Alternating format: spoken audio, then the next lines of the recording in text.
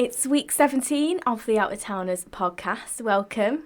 Today Liam and I are joined by Jay and Sam, a married couple, and both who are extremely interesting characters because they have an eclectic portfolio. Therefore, I think it's best if you guys sort of tell us about yourselves. Well, thank you so much for calling us interesting. It's always nice, isn't it? So I'm Sam. I'm originally from Hull, as you probably tell by my beautiful accent. And I am a freelance writer. I also work at a library in Hull. And yeah, that's that's about it really. I'm sure there's lots more, but I'll let Jay. So yeah, I'm Jay. Hi. I don't come from Hull. I was actually born in Dartford in Kent, so down south. But yeah, when I married Sam, there's a long story there, but I moved to Hull to be nearer Sam's family. But my background is as an actor and a model, and now I work at Hull Truck Theatre as the press and digital officer. Amazing. So how did both of you meet then? Okay, so we did meet on an old-fashioned dating app called fitlads.net. I don't know if any listeners have heard of it. I'm sure all of your listeners have actually been active on fitlads.net. So we met on there, how many years ago? Like 11 years ago. And Jay messaged me and just stalked me and wore me down until I had no choice but to meet up with him. Can and you the rest confirm, is Jay? history. I can kind of confirm, yeah. Whenever I tell the story, I'm always like, yeah, we met on fitlads.com, and sounds like it's .net. It's a very important detail. And it was slightly awkward when we got married, and you have to do all your speeches, and obviously everybody's like, where did you meet? And then you have to do that kind of walk of shame, but like talk of shame. Like, yeah, we met online on fitlads.net. I mean, I'm very proud of it. Actually, it sounds quite sleazy, doesn't it? But I think back then maybe it was more unusual for people to meet in that way. That was pre-Grainger, I guess, pre-Tinder, and a lot more people are just meeting on apps now. So it's just like more normal. Yeah. And as you said before we started recording, it's more unusual, I think, to meet in bars and whatever, isn't it? No, it is. Like nowadays, I don't really know anyone. Even like all my friends, they all meet on dating apps. Yeah. They don't find anyone in a night out or a bar or... We had a similar story to you guys. Maeve's brother got married last year, and the question came up, how did you and Maeve meet? And I said, we met on Tinder. And Maeve's mother just went, Maeve, like that. Yeah. So again, that's the talk of shame, isn't it? I was like, I didn't know you on dating apps, Maeve. As if it was like a crazy thing. Not anymore. But so how long ago was it that you, how long ago did you meet? So it's like 12 years oh my ago. Gosh. In next month, actually. The end of next month will be 12 years since we met. Mm. And we spoke for like a couple of weeks online before we were meant to meet up. And we planned to just meet as a date. We were living in London at this point. So we were going to meet up on a Sunday early evening. I'm always just so surprised / impressed / freaked out at how much detail you remember. I remember everything, by the way. It's all just a drunken blur for me. Sorry, carry on. At least you're honest. Yeah. That's just Sam playing it cool there. Yeah. So I remember messaging him on the Saturday night before the Sunday saying, do you still want to meet up tomorrow? Is it still happening? And then he was like, well, actually, I'm just finished my first bottle of wine. I don't think I said that. He definitely did. I don't think and I he was said like, that. do you fancy joining me for the second? So I was like, okay. So we actually met on his doorstep, which when I look back now, I think, God, that was like probably really scary thing to do. Yeah, but in a way the best thing, because you were Break all bottled the wine ice. down. So you were like, the nerves have gone.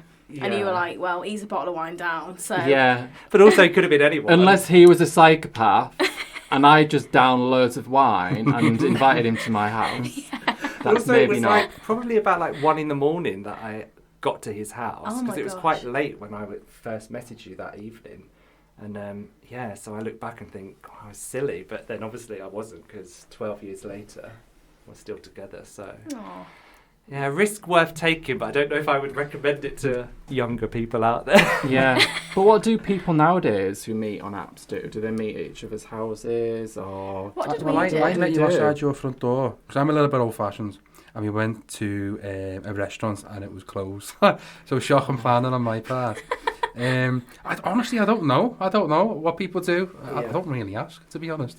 But we just did the old school go for a meal. Yeah, we went, you know, Dagiani down Newland Avenue? Yes. No, was it down Princess Avenue? I actually walked past there on Yeah. the way here, and Did I actually you? like looked up at the sign, and I like It's nice. took it in, so I know where you're talking Yeah. Really about. nice. It's a really nice restaurant. Yeah. And then we went bowling, and then we went to Spoons. I won the bowling, like, just to get that in there. And then, we went to Wetherspoon, didn't we? And then all our mates were sat there in Wetherspoon. And he said, if you need something, just let us know. And I'm thinking, I'm not going to do nothing in Wetherspoon, you know. Like, Yeah. I'm a nice guy, promise. Yeah. Was it planned that your friends would be there? Then? No, I They were didn't looking know out they for were you, there. The hit squad, yeah. I know, so I just thought, oh God. But to be fair, not a similar story, but we were meant to meet and I went out the night before. Oh, you cancelled on. And I cancelled on the first one, didn't I? Yeah. Oh, well, Oh, it's worked, gosh. hasn't it? So, How long have Yeah. you been together? almost, almost 3 years now. 3 years. Yeah, Cool. Yeah. I've forgotten the exact month, so I'm playing it safe at almost 3 years. But yeah. Right, there we Yeah. go. Yeah. When did you get? If you don't mind me asking, when did you get married? So we got married in lockdown. Oh, did you? Yeah, so it was kind of in that weird stage of everyone had been in lockdown, and then there was that weird stage in the middle where people were like not in lockdown, but you kind of felt like you was, where you could go out, but you could only be in like groups of like 6 members of your family, sort of thing. So, Okay. so in regards to our wedding, it was the time when the numbers went down to like 15. Oh no. Yeah, so it was a really strange time looking back. Yeah, Halloween 2020. Halloween 2020, yeah. The was exact date, Halloween. Was that intended? It was. Was it? Yeah, your grandparents got married on Halloween. And my great nan Oh. got married on bonfire night, so it was quite a tradition, really. Yeah. But Aw. also, throughout our years of being together, we always had Halloween parties. It was just a thing we always enjoyed. Like every year, we would make sure Just we had a big house party, and all of our friends would come along, and so it was just something that became sort of a tradition, and everyone knew we would host a Halloween party. So That's nice though, that's cool. I yeah, like yeah. that. So we just felt like it was a special date, I guess. That now we've got 2 excuses to dress up and party on Halloween. And we've got no choice but to remember our anniversary. Yeah. Got notes, Yeah. we've got Can't notes. forget it. That's really good thinking, that. Yeah. I forgot. No, it's not money messing. Yeah. Yeah, but it's quite unusual, I think, for someone to get married on Halloween. It's probably not really one that... I mean, it's usually like summer, isn't it? People get No, married. it is. Yeah. But I feel like either Christmas and New Year or summer that people get married. Oh, yeah. Mhm. See, if we was to get married, I'd make sure it's the summer, because that's the end of the football season. So I'd get the football in. right. And see, that's... How do you feel about that? I don't care, to be honest. Yeah. Yeah, but we're going to move more to professional sense now. Okay. And we'll start off with Jay, then we'll go to you, Sam. So we'll just Alright. do one question each, if that makes sense. So, Jay, can you tell us a little bit about the acting that you've done? The please? acting, oh Yeah. wow, going backwards. Okay, so thought you were going to start with Hold Truck Theatre. No, we're leaving that to the end. So yes, acting, wow, it goes back a long time, really. So I started when I was, if you don't count school and all of those sort of things, I started when I was 16, when I did physical theatre and acting at Drama College, and then I went into musical theatre, studying at uni in Carlisle at Cumbria Institute of the Arts. And then there was kind of like a gap in between finishing there and then going to London, when I went to London School of Musical Theatre for like a 1-year intense school training. So yeah, in between training at uni and LSMT, I worked at like a holiday park as like a blue coat, I guess, but for old people. So yeah, like teaching them line dancing and all That's games like so that, doing cute. quizzes in the days, and comparing on like professional acts like comedians and magicians or singers, and then I was part of the entertainments team in the evening as well, where we would put on shows, but I also ended up with my own sort of performing like 1 hour slot as well as a singer in like the cabaret room. So I was there for about 1.5 years before I then worked as entertainment on Disney cruise ship around the Caribbean. Amazing, Oh, cool. Yeah, and actually I got into LSMT at the same time as I got my role on Disney Cruise, and it was really difficult because I was like, which one do I do? But I actually didn't get my career development loan for LSMT, so I couldn't afford to go. So I was like, I'm really gutted, because all I ever wanted to do was go to drama school in London, and I finally got into a school, which is obviously really difficult to get into any drama school in London, and I finally got into one, and then I couldn't afford to go, and I was absolutely gutted. And then luckily the school deferred me, which they don't normally defer, and they said, look, we'll defer your place. You've got a job working already as a performer on a big cruise ship. Go and get your credit, get your career development loan, save money, and come next year if you can get your loan. So that's exactly what I did, and luckily I got my loan that year. And then went the following year. So in 2009, I did the cruise, and then that September started at LSMT. Was there for a year, and then I graduated there, got an acting agent straight out of drama school, and ended up with a small role straight away about a week after graduating at the London Coliseum for English National Opera, in a show called Two Boys. So that was quite a big deal, working with a director called Bartlett Sher, who's done loads of big things like South Pacific in the West End and many others. And it kind of went from there. So I did a couple of tours, I did a couple of pantomimes. So I was Snow White in... I wasn't Snow White. I was the prince in Snow White in Middlesbrough, and I was also the Beast in Beauty and the Beast at Theatre Royal in Margate. So there were a couple of big pantos there. Are you purposely not saying who you were in shows with? I mean, it's not like you were in with Kate Blanchett or anyone, but... What do you mean? Just anyone you're with. I thought it was interesting.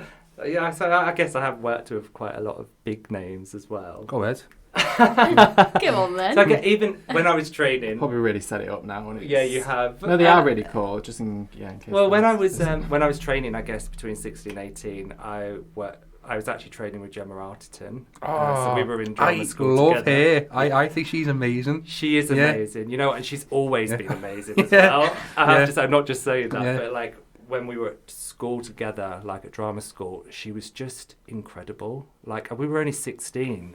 And she ended up going to RADA, and even before RADA, she was just incredible. Like, you just knew that she had something special, and she was hardworking, she was really driven, but she was really cool. And I look back now, and I have seen her, like, since then, like, at the National, in the Actors Bar, and, it's just, she's amazing. I'm really happy that she's done so well. But when I was 17... I also was in the film Football Factory. Oh, you were you? I love that movie. I love that movie. That's actually a really, really tiny role. I was actually like I think there's probably about 6 of us that were down to the final part of, the 2 guys that get thrown off the coach. Yeah. Oh, and he goes, do you know Stanley? Yes. Yeah, exactly. That's the scene I was in. Really? Yeah, so I ended up being one of those Scousers. Did you? The one in the middle. Word.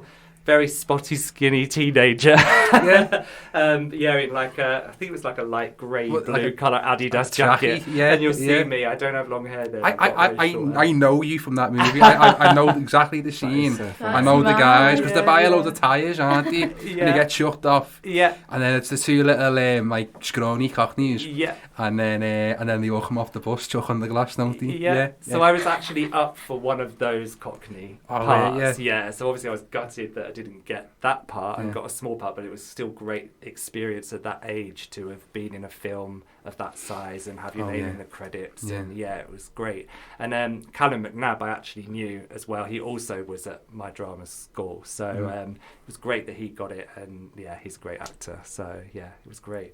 But other names, quite a few names really, I guess. Claire King, don't know if you've heard of her. No, Kim. sorry. She was Sorry, imitating Emma Dow. I don't watch Not Emmerdale, really to like be honest. soap sort of person. Yeah, so a lot of the people, obviously like Panto, a lot of like soap Yeah. names and stuff. But am I missing someone big or you're thinking of? No, Tom Hanks. Yeah. I forgot about Leonardo that. Yeah. I just can't believe you're on a Football Factory. That's enough for you, isn't it? That's one of my Starstruck. favourite movies. That and Dog Soldiers. I just love those kind of. I love Dog Do you? Soldiers. Yeah. You're the second person I've ever met other than my friends. I know, who no love one's Dog ever Soldiers. heard of it. It's just like the most perfect horror film, the most perfect werewolf film. Yeah. I actually wrote a piece about it. About how Did much you? I loved it. I'm going to read that. Yeah, please I am do. going to read that. I'm surprised I haven't seen it already, but I've always said I'd actually love to be one of the squaddies in that movie. Yeah. In real life. Bit of a stupid thing to say, but if anyone doesn't know, it's just a movie about a British Army platoon that gets stuck fighting werewolves in the Scottish Highlands. And it sounds daft, but it's unbelievable. No, it sounds amazing. Yeah. I mean, just horror films where they're stuck in a house and they're surrounded. Oh, love it. So films like Night of the Living Dead, I love those as well. Yeah. Just like really simple, like ideas and whatever. Just like not. But done really well. Yeah, exactly. Well, Great you film. mentioned a bit about writing. Yeah. Tell us about that. Who have you written for? What sort of stuff do you write? So where shall I start? So journalism-wise, so I work as a freelance journalist. So I focus very much on my identity as a queer person. So I write about first-person pieces, which is just literally talk about my experience. And I write opinion pieces, and then I interview different people as well. So as examples, I mean, until recently I had a column with Metro, and that was very much just like talk about my experiences. So I actually wrote about moving from London to Hull, my hometown, and what that felt like, and how I thought I'd never ever make that move. And then I've written things like how much I love Dog Soldiers. But that was also linked. So I wrote about how I felt about the way masculinity is represented in that, and how I feel it's not cliched. Like they're not stereotypes, any of those men. They've all got like their own thing, and they're not afraid to be emotional, which kind of links to how I feel about queerness. But I've also so that was for a publication called The Quietus, which that publishes film and music pieces. But I've also wrote features, so that's me interviewing people. So I've written things like that for Vice, which is a really cool publication. I love them. And I've written for The Guardian. I've written for somewhere called Little White Lies. Trying to think of a place. I've written for Attitude as well. I interviewed our friend who's a drag queen for Attitude magazine. Free the Slaves. Free the Slaves. Call really out to cool. Free the Slaves. Really cool. Is there a particular sort of publication that you prefer writing for? Or do you just enjoy writing for all of them? Just whoever will take me. I do. I've had a really nice experience writing for The Guardian. Actually, they're just giving me freedom to just use my voice, and they're just a pleasure to work for. And they're The Guardian, so it's a pleasure really. But also working on a play. Joe and I are working on a play. Yes. Yeah, we were waiting for that to come up in conversation. Please tell us about the play. Tell us about the play, what it's about, everything. Okay, well, we both actually started writing the play as individual pieces. So there was like an opportunity with Holtrock Theatre to do a writing course called 37 Plays, where you would submit a scene by the end of the course. You would just attend like one night a week. And Sam at the same time started a writing course with middle child. So we were both doing individual writing courses, and it turns out that both of our scenes were about each other. That is crazy. And really similar topics. So yes, and then by the time we finished and we presented the scenes, various different people from Whole Truck Theatre and Middle Child ended up watching both scenes on different dates. And afterwards, a few people said, maybe you should work together on this, because we think it's a really like unique idea and a really honest representation of a queer couple in this day and age. And what a queer couple might go through. Obviously, our experiences are our own, so it was very honest, and I think now we're working together, we now need to try to move slightly away from us within the characters, and now we're kind of exploring who these characters are without them being too much of us, because we found some of it to be quite personal, I guess. So can people actively watch it now, or...?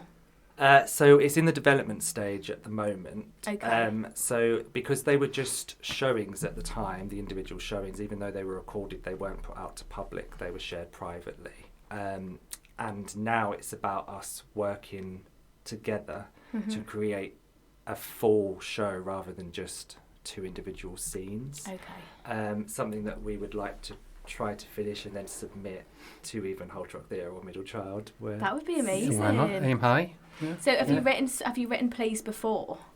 I have. Yeah. Not a published play, but I've attended courses in playwriting. Okay. Yeah. But this is very different to what I was writing before. Before I was writing things that were like quite dystopian. And I love dystopian stuff. Do you? Yeah, I really do. Yeah. I feel like we got similar interests, really. And actually, the piece I was writing, it's really weird because I started writing it about probably 2, maybe 3 years before lockdown happened. And then lockdown happened, and some of the themes in it are really similar to what happened in real life. And it kind of put a pause on my writing because I was like, now I feel like people are just going to see this piece and think, I just think I you've got written it from about what's lockdown. happened. Yeah, actually. it's not abstract or something. Yeah, like that. and even though it's not completely the same, I feel like it's put a wall up for me there, so I kind of need to revisit it. But what's happened is through our own experiences and I guess a bit of frustration in like society and wanting to like tell our truth as a couple, I guess what's happened is I've now become quite passionate about this play, which is fine. And now we're working together, which actually really helps, because I think sometimes working individually as a writer can be quite difficult, like motivation-wise, especially when you're busy all the time and trying to fit it in, where when you're working together, you're kind of pushing each other like, we will write today for 2 hours, whether you like it or not. Is there a message you want to get across in your play? Because I don't understand drama. I'm really interested in drama, but I don't understand the nuances. So forgive me if that's a daft question, but is there something you want to get across there? I mean, the bigger idea is just to show people what an authentic queer couple of a certain age are like, and confronting certain themes that perhaps you wouldn't think that a queer couple would confront, like discussing what it's like to try and have children, start a family. It's very difficult. But also just show the mundane aspects of a couple as well. Show how relatable they are. Feedback that I got, I don't know if you did as well, from my play showing, was that so many people related to it, and they were like cis-straight couples as well, and they really saw themselves in it. And as much as I want to show queer people that they can be seen, I also think it's really magical that people that aren't queer can also see themselves represented, and it's universal. And I think there's a real power in that, and I think that is also where success can lie, when a larger audience can relate to your work. In terms of a message, I don't know, that's maybe something we need to think about. So was that kind of the inspiration behind it, just for people to relate to life, essentially?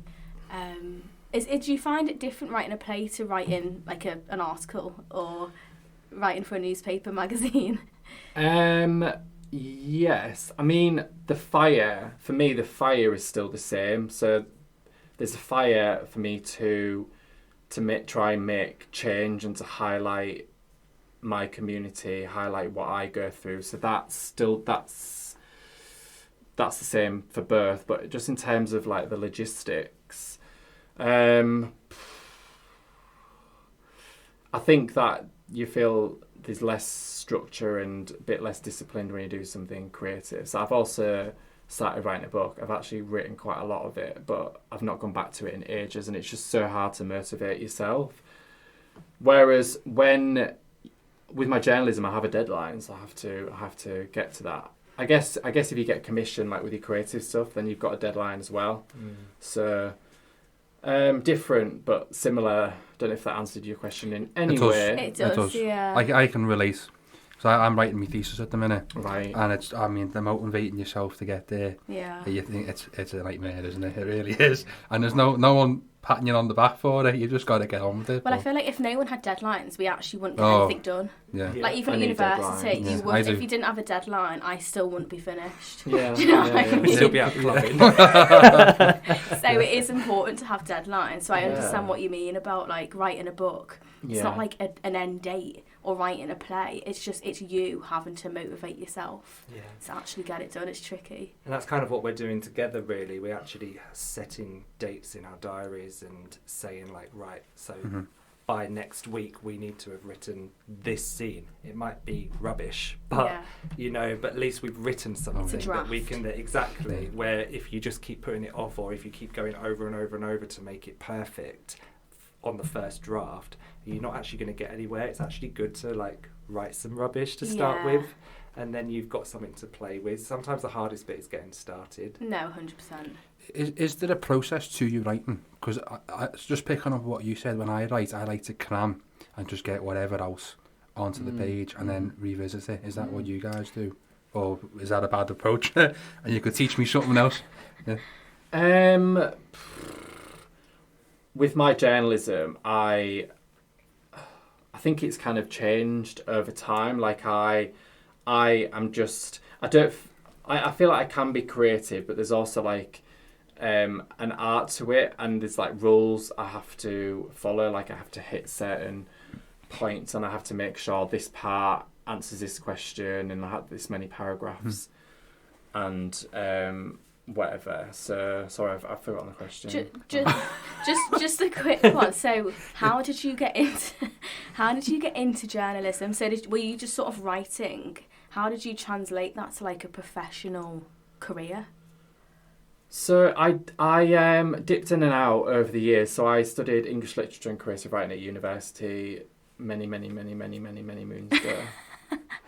And dipped in and out, and it wasn't really until lockdown that I was like, do you know what? I'm gonna try and commit to this a bit more. So I like did some workshops with journalists, and I did like one-to-ones just to try and figure out how I could learn more, really. And it just went from there.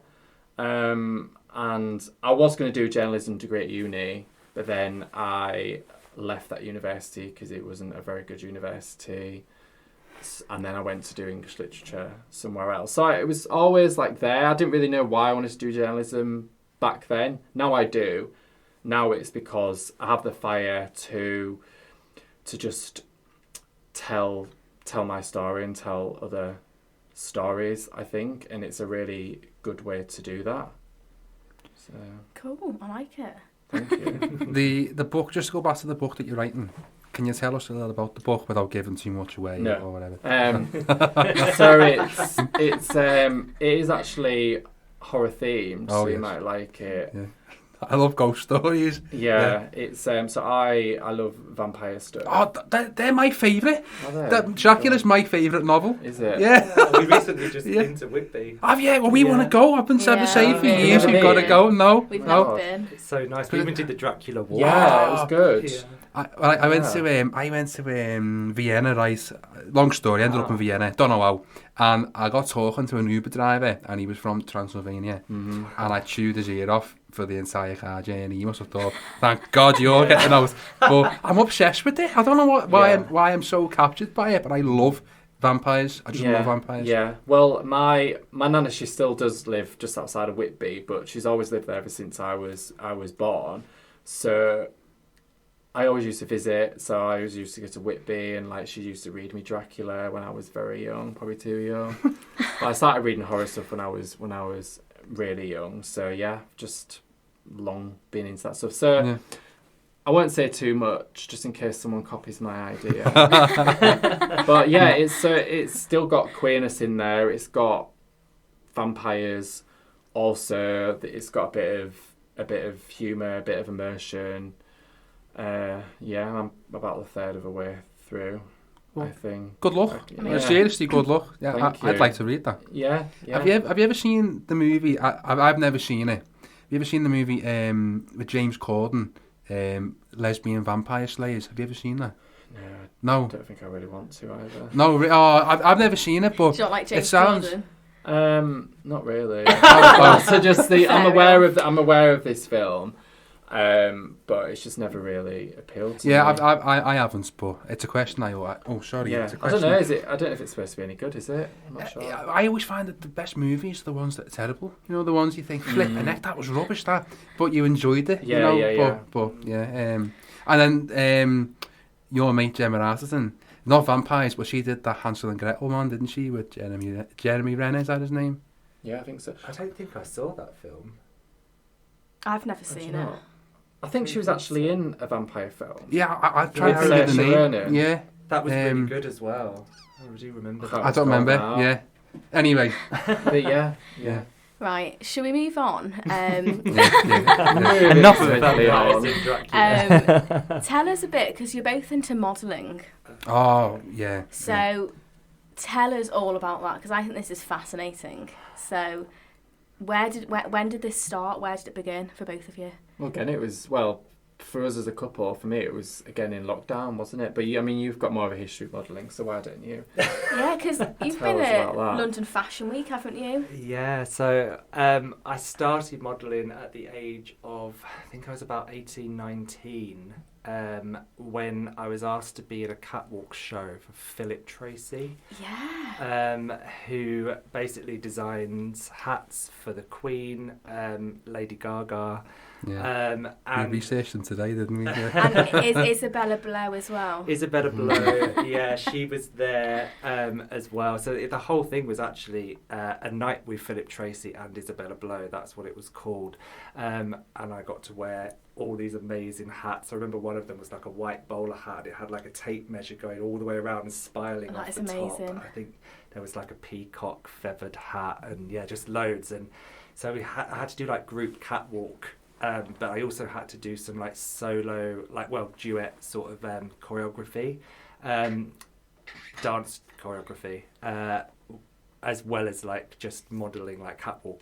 So yeah, so it was a really good experience. And Philip Tracy and Isabella Blow were like sat at the front. I remember them having like dogs on leashes. It was just very like Very stereotypical extra. high fashion. Yeah. And it was like, is this even real? Is this even happening? And then afterwards, basically the choreographer, she basically introduced me to Isabella Blow off stage, away from everybody else. And I think I was probably the only one out of all the models to actually be picked. And she basically expressed interest in me. I ended up doing a model shoot wearing a lot of her actual clothes outside the Tate Modern in London. And kind of to help me build up my portfolio. Unfortunately, a couple of months later was when Isabella Blow passed away, and I guess that's where that contact obviously finished. However, I was really inspired by that event, and just kind of like pushed through with the modelling, and years later, ended up doing London Fashion Week 5 years in a row. I've also been featured by GQ and Vogue. That's amazing. Just dropping that in. Yeah, So just name dropping what there. did you do at London? Were you walking down the catwalk Yeah, so at London like Fashion Week? yeah, Oh, wow. 5 different years in a row. That's crazy. So what sort of stuff were you wearing? And So mostly just really nice suits. They were never like anything like really extravagant. Like probably the most extravagant was when I did Philip Tracy, with the Philip hats? Tracy's catwalk. Yeah. Yeah, with the hats, because they were a lot more extrovert. Where when I was actually modelling London Fashion Week, they were actually suits that you would maybe wear to a wedding or wear to like a really nice office party or something.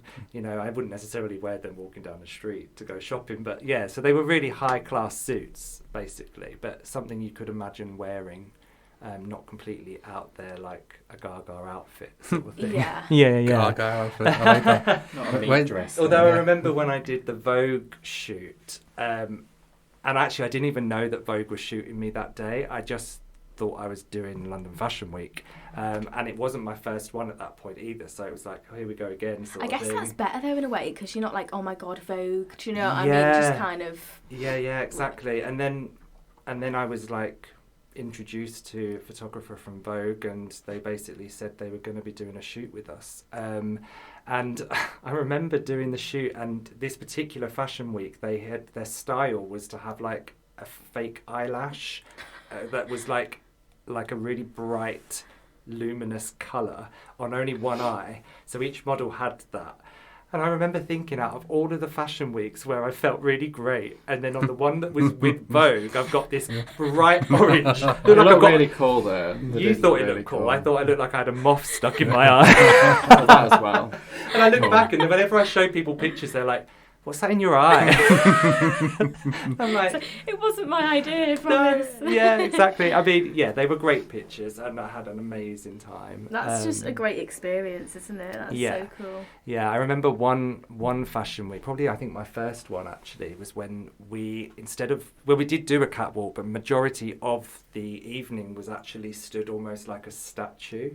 And I remember all of us catwalking out and then standing on our like blocks, and then all of like the public would come in and people just walk around like in and out. You'd see all these people in these amazing outfits, but you couldn't move. You actually had to just stand there, like really focus as if you weren't even a human being. Yeah. And it's really hard when everybody around you just looks amazing and you just want to look at all their outfits and you can't move, and everyone's taking pictures of you, and yeah, I think people forget you're actually a person as well. But yeah, it was an amazing experience. Were there any sort of go on. No, go on, you go first. Were there any like major designers or like notable designers? Obviously they were at London Fashion Week, but like who kind of stood out for you? Wow, that's a big question, isn't it? Sounds like Depends on your fashion sense. I guess I was always like so kind of like in my zone, and we're kind of in our own like rooms having to model, and you're kind of there to do a job. I didn't actually get to really experience looking at other designers while I was doing that, if that makes sense. Yeah. I guess because of that, I guess I always think of Philip Tracy as being just like the one for me, because I really did get to kind of like experience his work, and somebody who is so well known. But yeah, in regards to like experiencing other designers at Fashion Week, I didn't really get that, even though it sounds like I should have. I didn't really get to. I literally would do the job, so you would spend all day in like makeup, hair and makeup. I mean, that took hours. And then you would like hang around drinking coffee. No one ate anything.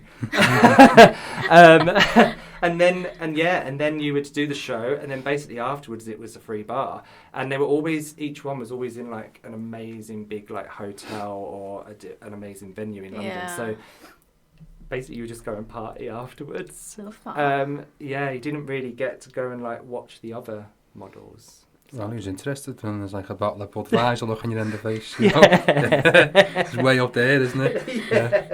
Yeah. But then in regards to like Sam and I modelling together, so Sam had never done anything like that before. And basically when I was younger, I modelled for a friend who was studying photography. So I helped her build her portfolio, and she then years down the line is now one of UK's top 50 wedding photographers. Oh, wow. So she basically contacted me and said she really wanted to work with me and Sam. She'd seen pictures of us just as a couple online and felt like we would be perfect for her work. She basically teaches other wedding photographers how to be better. So they're actually professional photographers already, but they know she's one of the top 50. So they want to learn from her how to, like, I guess, grow even further. Mm-hmm. So she holds like workshops where photographers can attend and learn the trade, basically. So she basically sets up a whole fake wedding day. So you basically go through the whole day. So getting ready, pictures of you getting ready, and then you do your walking down the aisle, throwing your bouquet, sitting around a table that's all set up with all the supplies. So you have florist, wedding cakes, invitations, table mats, just everything, you name it. It's all set up for the whole day. And then they do maybe sometimes a party vibe at the end. So it's literally a whole wedding day. Mm-hmm. And basically she teaches all the wedding photographers how to then take different aspects of a wedding. Lots of fake laughing, isn't there? Lots of fake laughing, I'm loads very of kissing. Lots of kissing. So basically she asked if me and Sam would do it, and I said to Sam, "You've never modelled before, but I can help you. Yeah. Would you be up for it?" And I was really surprised actually when Sam said yes, he'd do it. I don't know why. I can't remember now why I just said yes. Maybe it was just lockdown lows, and I was like, yeah, I need something to just cheer me Spice up your life up a little bit. Yeah, exactly. Spice my life a little bit. And we weren't married at that point either when we did it, so the whole thing was quite new to us in that aspect. Yeah. It was wasn't it a month before we got married? 2 months before. So soon before. Practice. Yeah. Yeah. And because of lockdown and everything happening, we actually lost our wedding photographer and our venue and everything. So we kind of had to start again. And through that process of doing that workshop, my friend offered to be our wedding photographer.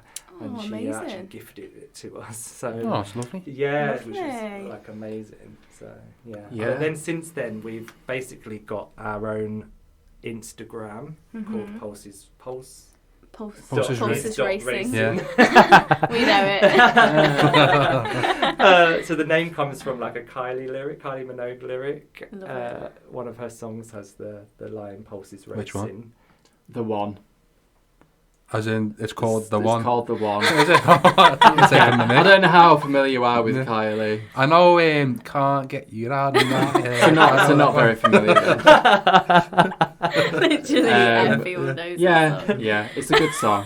But it was just what should we call it? And I just thought that we both love Kylie, don't we? And just kind of was fitting that name. So Yeah, it felt a little bit different. Yeah. I guess. And then basically our friend helped us set up the Instagram. Told us tips on how to do it and how to make it a business and actually earn money from doing it rather than just doing it for fun. And we actually... It's fun as well. It is really fun. We love doing it. And we've met Well, loads we've met loads of interesting people doing it, and it's really creative as well. They give you creative outlet as well to kind of have an input in what shoots we do. And we really love doing shoots that kind of say something. They're not all the same. I love it when someone thinks a bit outside of the box rather than just the standard pictures. But mostly it's about representation. So when I look at a lot of wedding accounts on Instagram and the way the wedding industry is advertised, it is very much like man and woman. And obviously it's very new since we've been able to get married. But it's also long enough where we should be a lot further than we currently are. There's so many wedding photographers where their Instagrams are still just straight white people.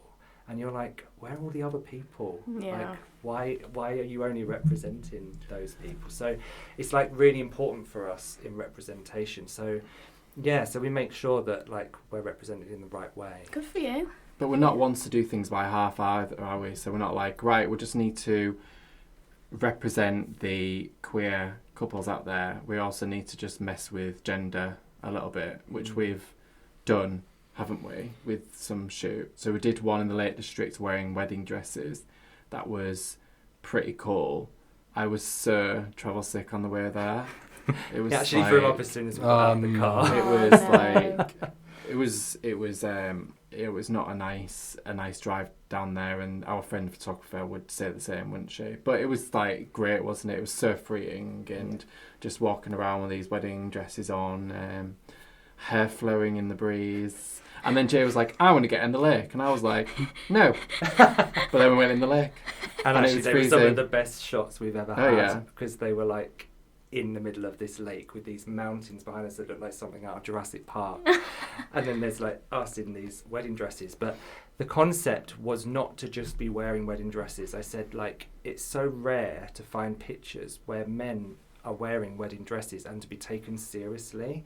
And I said, like, to the wedding photographer, if we're going to do this, I want it to be taken seriously. I want us to look the same way as a bride would look, like the same attention. It shouldn't be done in a Mickey-taking way. Yeah.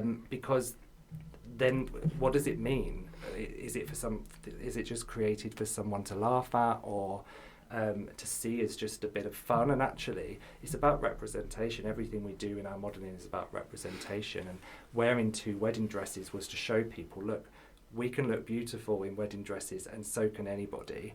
It doesn't matter what your gender is. If you want to wear a wedding dress, wear a wedding dress. And how does what you wear affect anybody else? You should just be able to do what you want and look beautiful if you want to.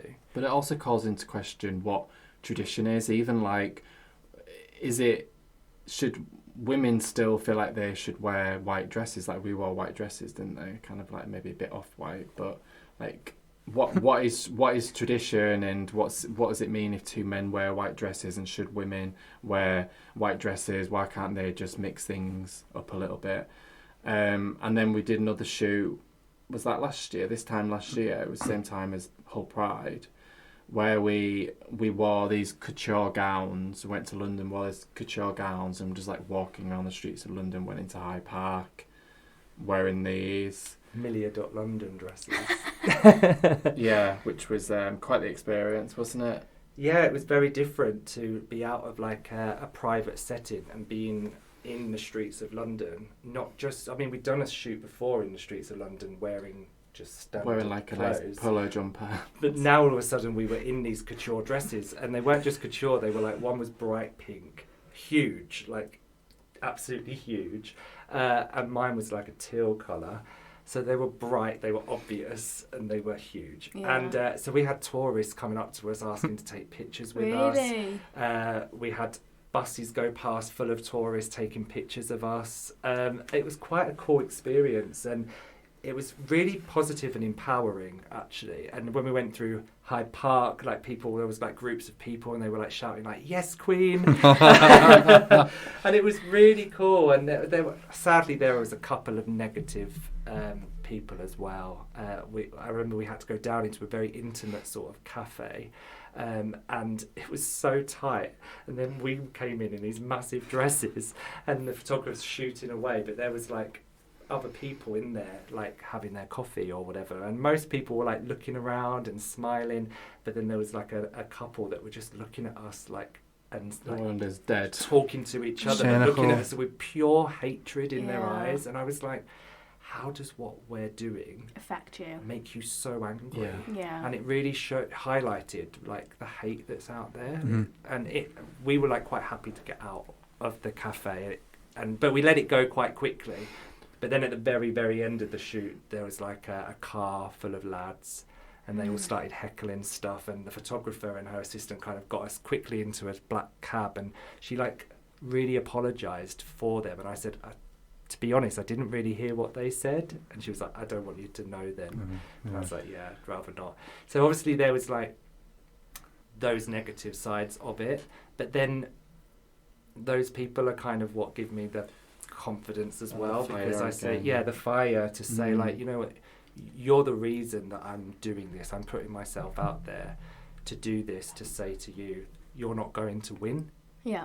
Do you know what I mean? And remind you not to be apathetic or complacent, because there is still so much more that we need to do, isn't there? And like we're aware of the danger that is still there for people like us. I mean, there's plenty of other people in the LGBTQ community that have it worse than us. But it just shows, doesn't it, that there's more of a fight. But it's when we do these things, when we do these shoots, it's so important that the people we work with are considerate and they know what we're doing, because we're so like confident and we're so like up for anything. But it's just so like important that they're aware that it can be challenging as well. And the photographers we worked with, especially that one and the wedding dresses have just been great, haven't they? And they've really like been there and made it safe for us. So, yeah. Oh, amazing. Well, I'm glad to hear it's mostly positive. Yeah. I really am. And you know what? The Yeah. people who heckle you, they're the genesis of your ambition. Exactly. And Give you the love that. fire. And Yeah. you can pinch that if you want. Genesis of your You know? ambition. But speaking of ambition, tying it into Hull, do you It's going to be think? the title of his book. Yeah. now, isn't it? Yeah. I'll get me 20 quid later. No, I'm only joking. Do you think Hull, the city, is a good place and effective environment for all the work that you do? Do you enjoy being here, etc., etc.? So, for me, I found so many ways to try and make my voice heard and to try and make... I mean, I think Hull, before I got here, was already like doing some great things for our community, but I found lots of different avenues that I can go down to try and make it safer and just to bring people together. So I work at a library, and I've created a book club, I've created a film club as well. I'm in close contact with Andy Train, who is the organiser of Pride in Hull, and I spoke to him the other day actually, and just talking about how important it is that individuals put in the work and individuals keep going and start these groups, because there's not necessarily like the bigger people doing the work in places like Hull, other small cities, anywhere really. It's important that it's the individuals that put in the work. But I also volunteer for a company called Hull Independent Cinema, so I'm a programmer there. So it's just important for me to... I mean, they're already doing great work, but I just want to keep pushing them to make sure that we are showing films that represent underrepresented people, especially LGBTQ people. And Wednesday, the 26th of July, we're doing a Pride event at Hull Truck. So we're showing... It's not been decided yet. We're showing a film. I'm doing a quiz beforehand, a film quiz, Pride-themed film quiz. And then we're going to also screen a film. So just doing things like that, really. So, I feel like Hull has allowed me to do that. I don't know whether it's me just being a workaholic and feeling like I need to do these things, but there's definitely the space to do so in Hull. What about you, Jay? Yes to all. So obviously I didn't grow up in Hull. So I mean, Sam was saying to me probably years before we moved to Hull that he wanted to move back at some point. For me, that was quite a scary choice to make, being that I would be leaving all my friends and family down south. But at the same time, it wasn't. I mean, I'd lived in the Caribbean, I'd lived in Carlisle, I'd lived in Chichester, in Canterbury. I've lived in quite a few different places and London. So I hadn't always lived near family anyway. So I was quite happy to take a risk, but at the same time, it was a risk. But as soon as I got to Hull Truck, basically that's what brought me to Hull, was getting the job at Hull Truck Theatre. Yeah, tell us about your role at Hull Truck. Okay, and so what happens there. okay, so Before we start, sorry, Maeve and I have called you the friendliest PR man in the world, because every message you send is like honestly. super happy. Yeah, because I've dealt with PR people, and he's just like so friendly on the phone. You are really great, honestly. Oh, that's really nice to hear. Thank you. That's not just because you're on the podcast.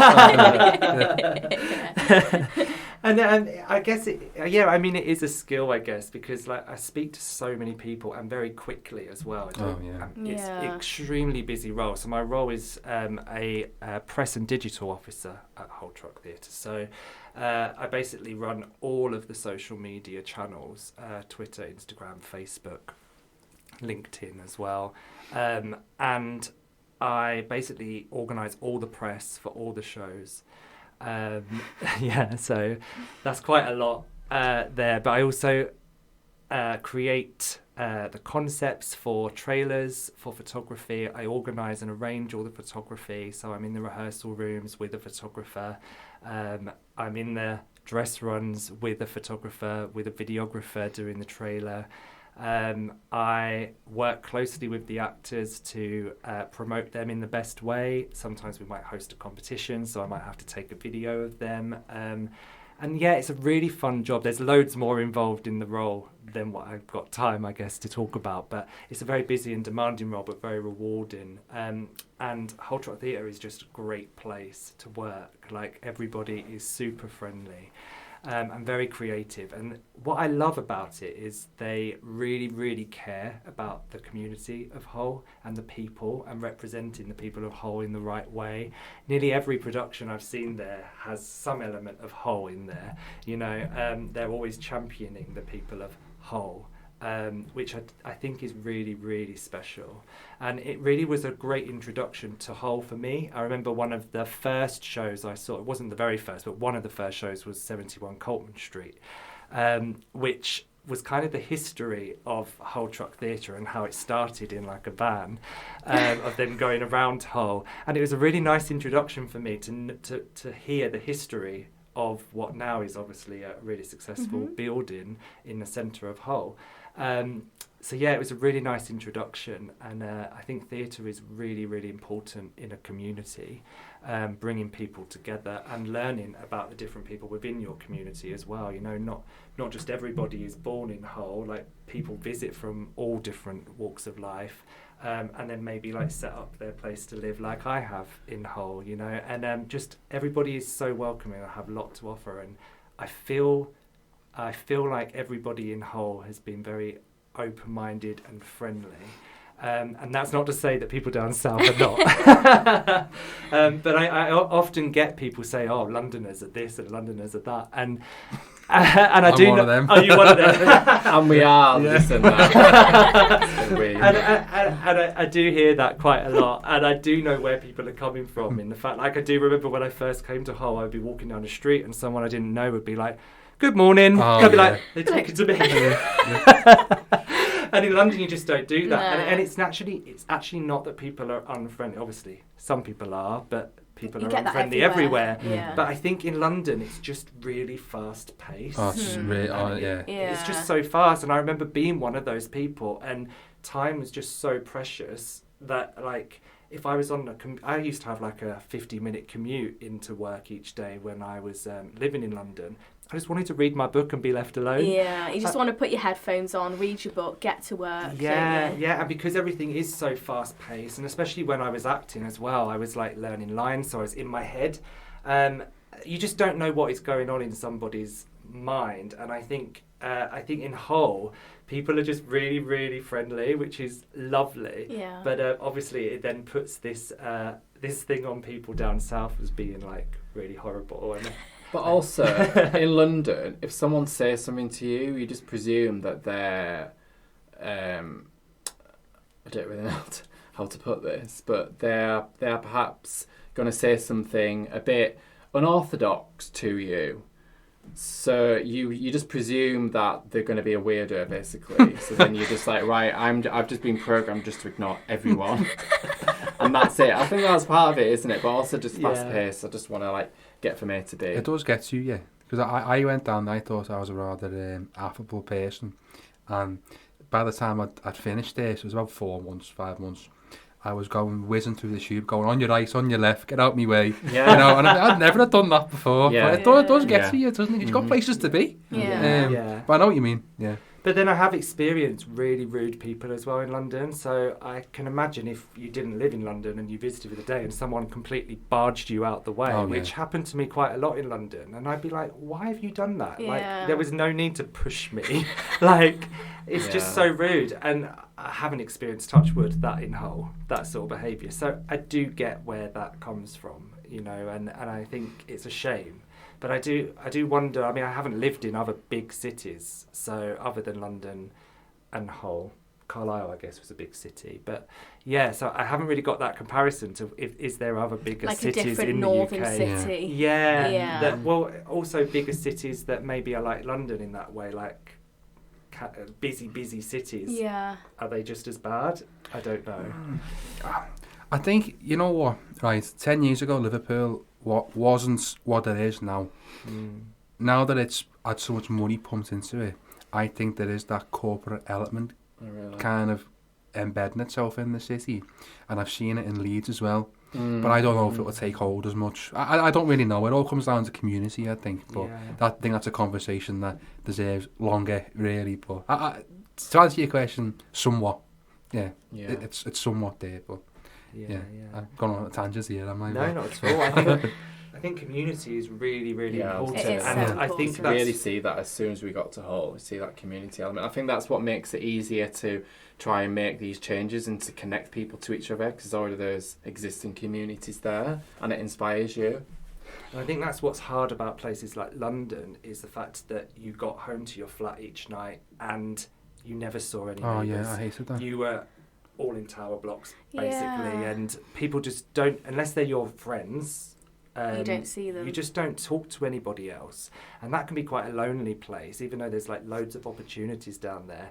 It's also like really incredibly lonely at times, where in Hull I feel like everyone will talk to you. Like even if you go to get a coffee somewhere, that person will remember your name. They'll remember like what coffee you want, which is amazing. Where in London you're just another number. Who cares who you are, sort of thing, you know? It's amazing until you want a different coffee and they've already made the frappuccino you didn't want. It's already made. I didn't want that one, mate. Yeah. But the community elements, like going back to that, because I bet on something big here. No, I'm only messing.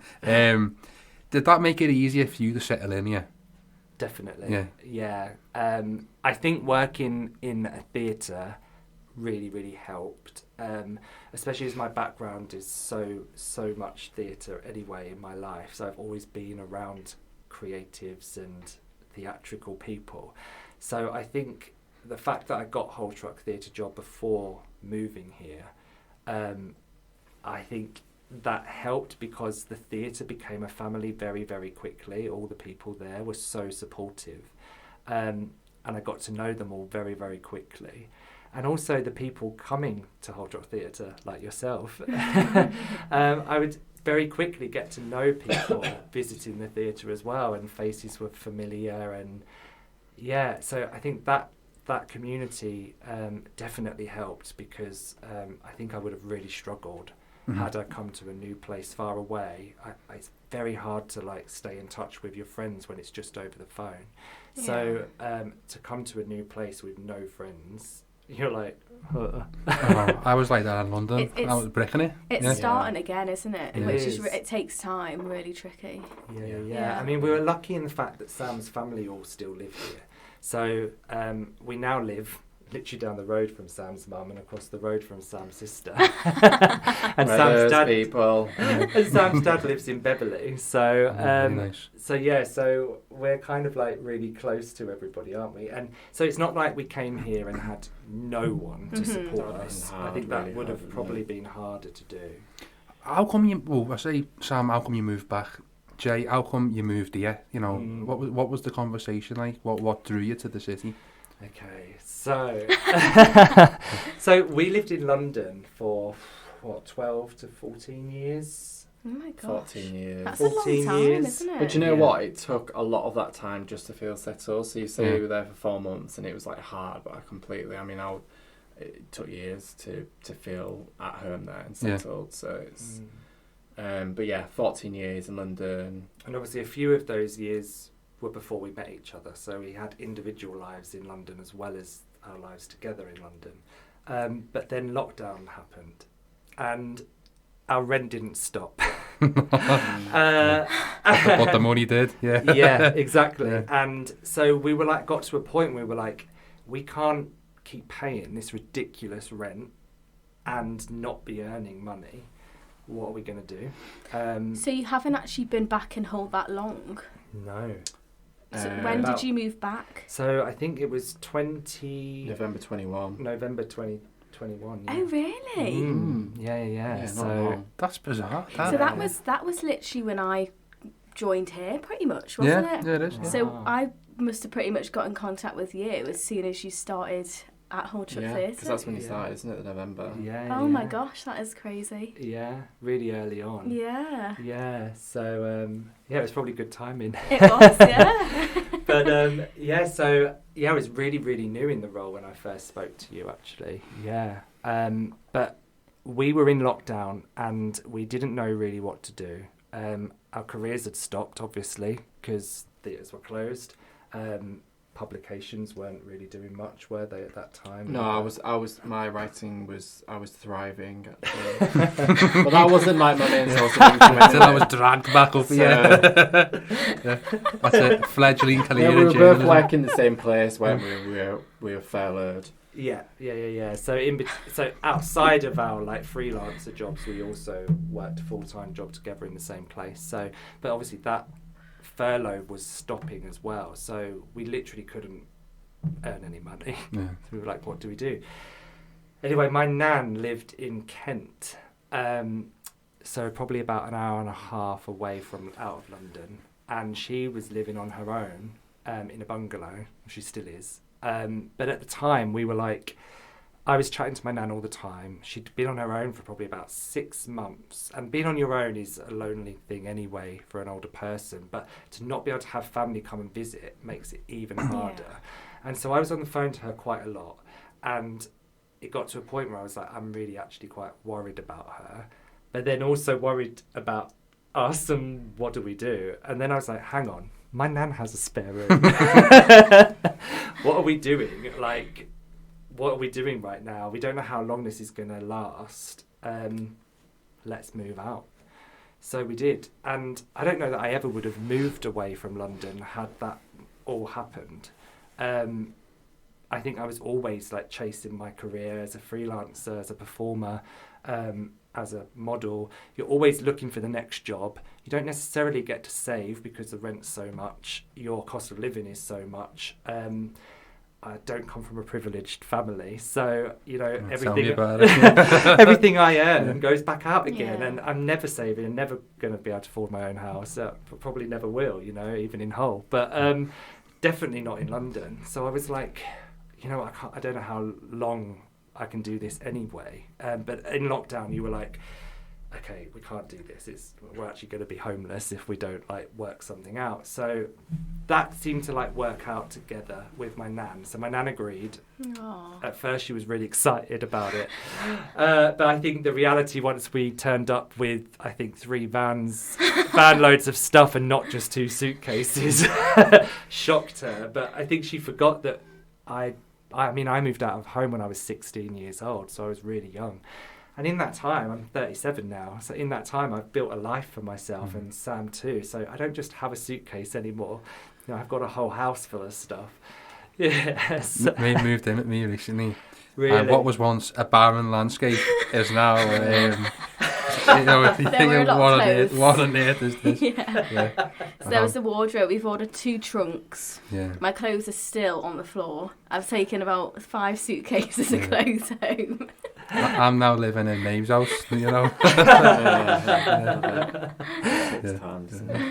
It does take time, yeah. But yeah, my nan was really shocked to see all that, and I think as time went on, I think she found it difficult sharing her house with the married couple, which, well, actually we weren't married when we moved in, but we got married and then we're still living with her. But it was a weird time, obviously for everybody, but it wasn't really my plan in my first married year to be living. I thought you were going to say my first marriage.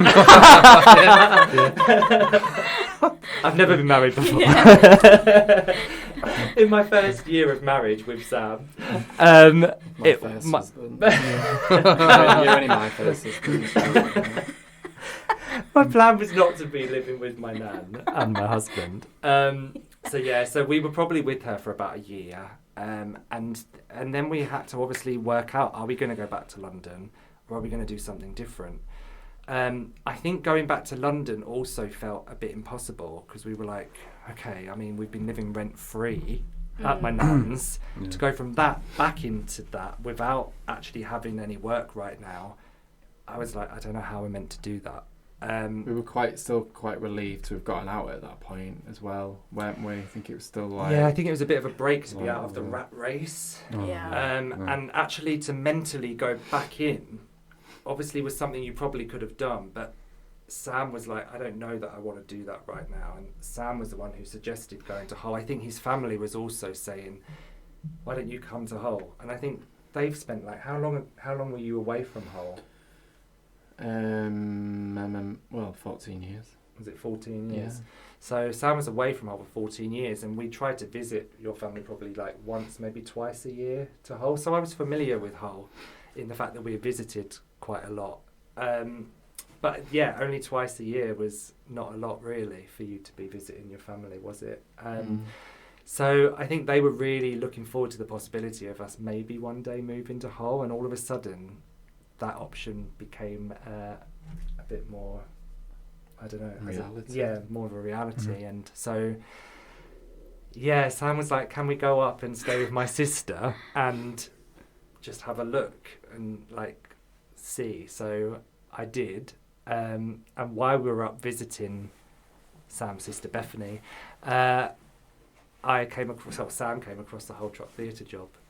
And I think because of seeing that job and seeing that there was like a stepping stone, I guess, I wasn't just coming to Hull and not knowing what I was going to do with my life. Yeah. I was actually coming up here with a purpose that was already connected to my life style and my background.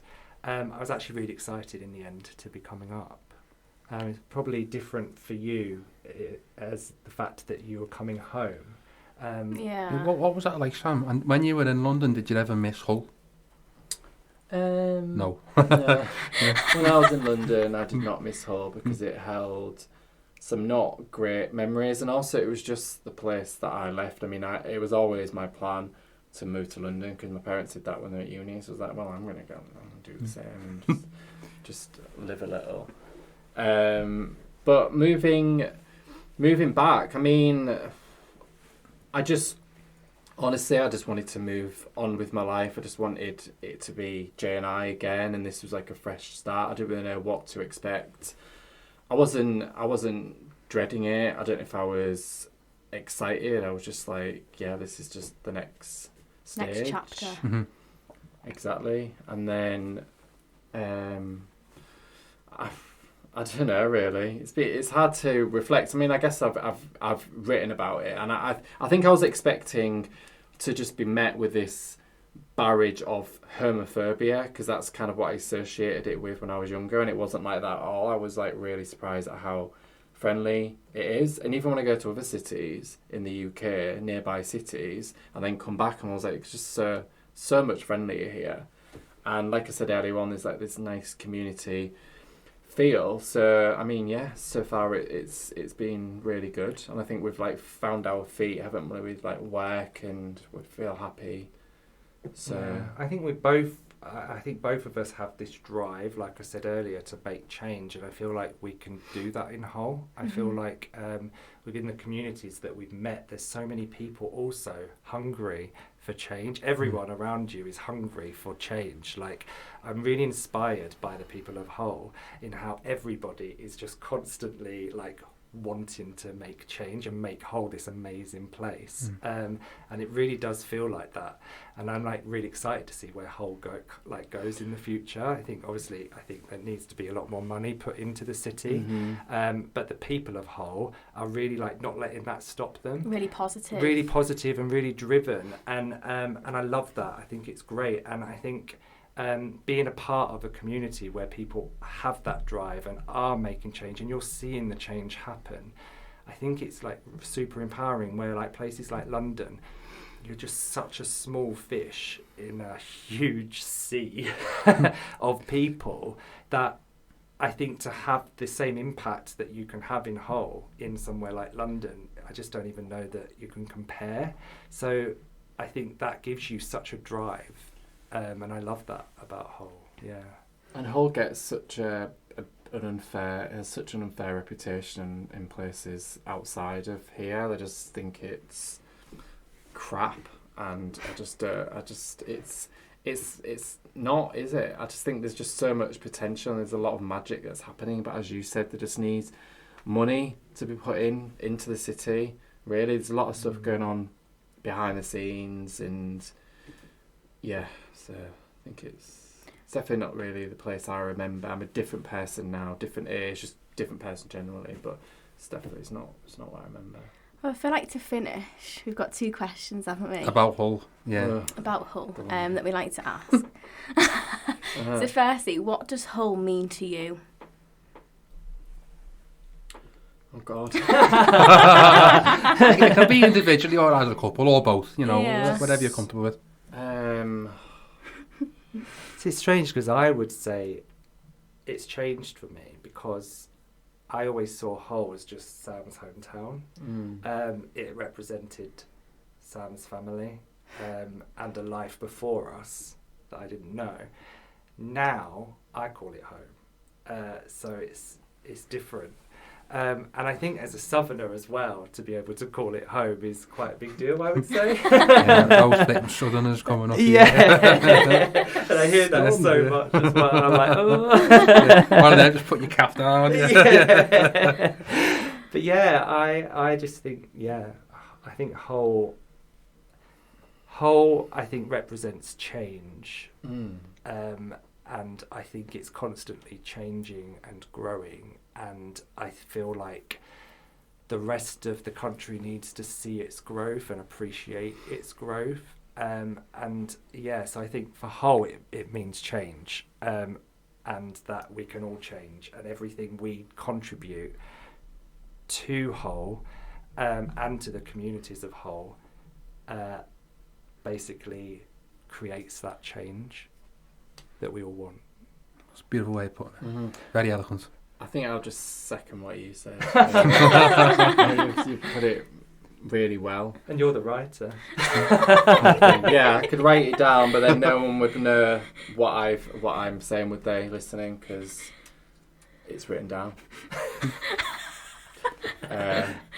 Yeah, and my sister's got a 1-year-old now as well, and I look after her, so that's really nice, and it's really nice to be able to see her grow up. So if we'd never moved here, then that just never would have happened. That's not really answering the question you put to us, but like that's another. Yeah. But I mean, in terms of that, I second what you said, Jay, just about community and being able to make change, and it's exciting. I think we've definitely found a place we can do that, and perhaps never thought we would do that. I know when I was in London, I wasn't like, oh, I'm going to make this change and all that. But here, yeah, you feel more like a big fish in a small pond, don't you? I mean, I don't consciously think of myself in that way, but I think that's kind of what we are and what people who are striving for change in Hull are. Yeah.